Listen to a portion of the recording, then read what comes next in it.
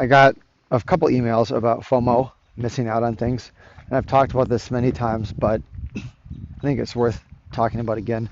There's a few approaches you can use to help yourself with it. It depends on how, kind of where you're at in your learning and growth, and how are you intellectualizing things to help you, or are you going to more go into how it feels in your body, or are you just going to look at it from a sizing perspective, something like that. So I'll go into a few things that I use. So the first thing, which may or may not work for some people, is the understanding that there's so many things going on in the world. And I mean, we're just on Earth, right? Think about the whole universe, how big it is. It's just insanely, ridiculously big. Can't even get your head around it. So if you look at that perspective, you're always missing everything all the time. Like, you're one person with one human body walking around. You're going to miss all kinds of things all the time.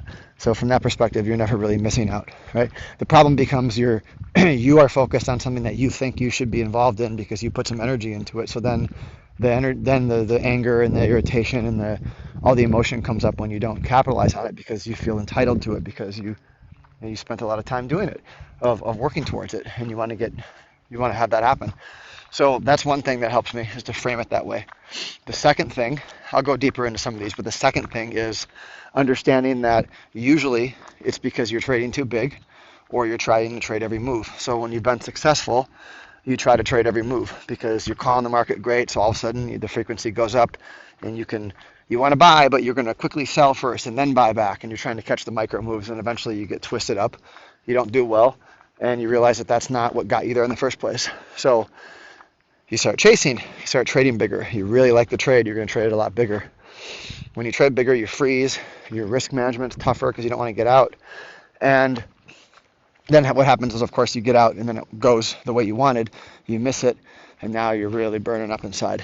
So you're kind of beyond intellectually stopping yourself, because you're kind of unconscious now. You're upset, and you're in the vortex of spinning around like shit. I'm in this, and it's not easy. So you might need to take a break, which is also hard to get yourself to do. These are necessary things to do.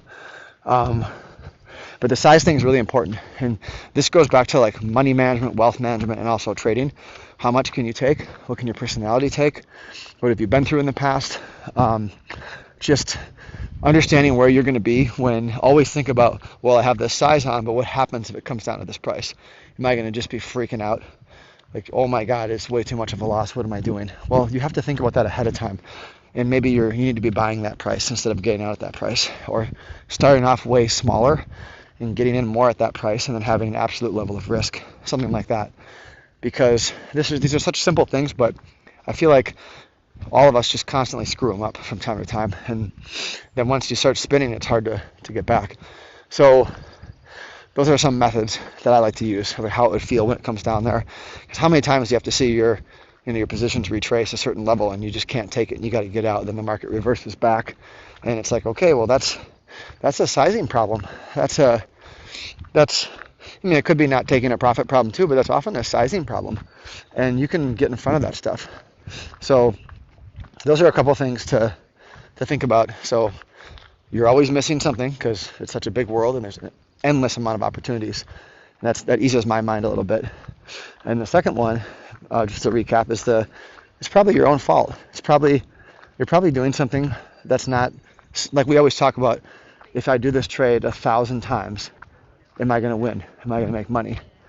And if you're not going to make money if you do the trade 1,000 times, then you probably shouldn't do the trade one time. And that's kind of one of the things I always think about is, like, why even bother if I'm not gonna? It's like chasing the little rabbits around. Well, that's not what you're there for, unless that's your strategy. But that's getting harder and harder to do with technology. So we talked about futures options the other day, and just thinking about how can I manage my risk, play out my idea without having to lose 3 times and then watch it go without me, and things like that. So that plays into it too. So that helps me a lot. And then the third thing is just really visualizing what I want to do. Like, what am I trying to do here? Am I trying to look for stuff that has a 4 or 5 to 1 risk reward, a 10 to 1, trades that don't come around as much, but I'm really looking to say, okay, I'm going to play out my idea here, and this is how much I'm going to risk. When that doesn't work, it's easy to diagnose and go back and look at it and say, okay, well, I was wrong, and these are the reasons, and I lost what I lost, and that's a professional loss. It's okay, right? But trading too big and then getting out at the lows and watching it go your way and being angry, stuff like that, it's different. It's harder to diagnose because a mentor that I had would always say, well, you can go review your trades, but if you're going to review your trades based on when you were in an emotional spin cycle, you're not getting anything out of it. Nothing. It's like watching an athlete who lost his head and reviewing the film. Well, that's not really you. That's just an emotional version that's caught up in the moment and just playing out the loop until it's done, until you blow out, until you hit your risk limit, until the coach takes you out of the game. You don't learn a lot from that stuff. So you got to interrupt the process faster and learn to catch yourself. Like, so going deeper into this, right when you feel it in your body, like chest, stomach, whatever, it comes up, you got to stop yourself right there. You have to just be aware of, here it comes. Like, I can feel the anger, the irritation, and all that, and you have to just kind of let that pass and be there with that stuff and understand that it's there because it needs to be there until it's not there. And it's, very Eastern type, and meditation practices teach you a lot of this stuff, but it's true. It works, and it doesn't make it easy to go through, but it makes it goes away faster. And it's not about even going away. It's just about understanding that you need to go through that. It's always happening for you, not against you, not to you, and it's part of your path. I used to have such a problem with this, and I got way better at it over time. It doesn't mean I always had better results. It just means I started to live a happier. This is like the trading life podcast, right? This is the life part a little bit too, where trading and making money is great. Trading and losing money sucks. How about if you're trading and struggling, but you're able to handle yourself pretty well until things turn, which they will, because you're on a path and you're willfully going to figure out a way. That's an easier way to live than just miserable when you're not doing well and feeling great when you are. And it's not that you're going to be happy when you're not doing well, but just these little things, these little skills you can add, make it just so much more tolerable to have a bigger perspective about it when it's going on. And I think right now, like I had such a good run for, I don't know, like a decade or more. I didn't lose money for a long time. And the last 3 years, I have not been doing as well. I've been up and down a lot. This year's been not so great for me. 2022 was a losing year for me, which was the first one I had since I started. 2023, I made some money, but nothing crazy, just moderate winning year. So I've been struggling a little bit, and I'm doing a ton of things to adapt and to remake myself in ways that I think are going to line up more. And I've been here before. You can't be around for 20 years plus and not have gone through this, I don't know, 3 or 4 times maybe. This is another one. I remember in 2016 I went through a big one. And they're not the same for everybody, right? Because everyone's stuff might work or not work at different times, and everyone's time frame is different. So everyone, I just don't know how you don't avoid this stuff. You have to go through it.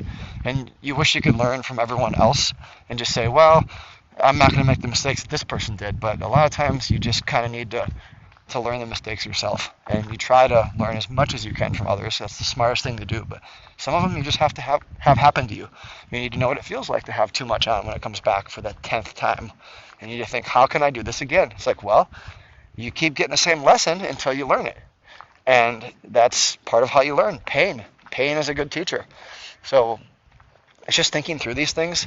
So I like to go over my stuff, and more if you're holding trades overnight, and really take account of, are these trades more correlated than I thought? How am I going to feel if they go down there? Can I handle this? Do I need to buy more? Is my spot good enough? And then sometimes I'm getting out of trades even at even or small profit because I'm just not comfortable with how I'm positioned. And just thinking about that all the time, being really aware of it, and then you can sleep better and you start to build that side of the business even if your trades aren't working.